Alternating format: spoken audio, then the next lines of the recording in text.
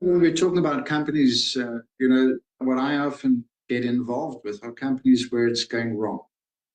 So where they come to me, I remember a company came to me and basically the managing director said to me, well, the problem we're having in our company is everybody's always saying no.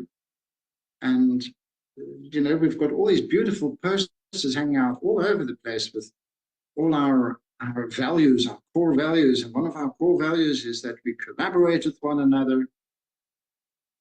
And what's happening is somebody asks you, hey, please help me with this. And they say, no, I'm not going to help you. And this was one of these, it was a very strange interview, actually, I was having with this man, because I was talking with him and somebody walked in and said, hey, boss, how do I manage ABC? I can't remember what it was specifically.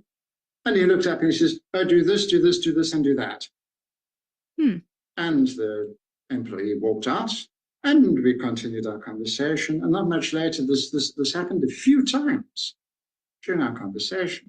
Now, I don't know what you're thinking, but I'm thinking I understand why nobody wants to collaborate, because everybody's looking for the boss to answer the question.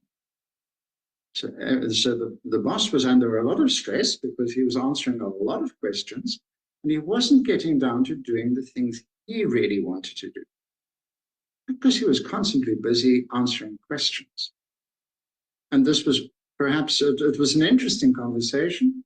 And by just changing his attitude and saying, okay, wait a minute, I don't have to answer the question.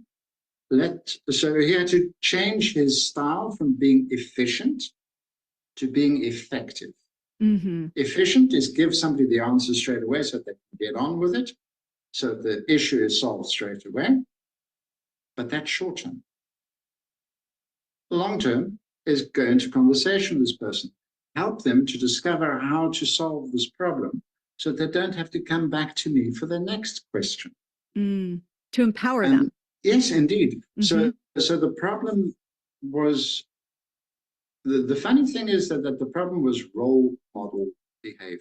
Mm-hmm. And that's also what I believe, if you're thinking, how can we really change, in this case, culture? It starts with demonstrating what you want to see yourself. So be that authentic leader, be that empathic leader, be that empowering leader before you expect anything in that realm from your employees.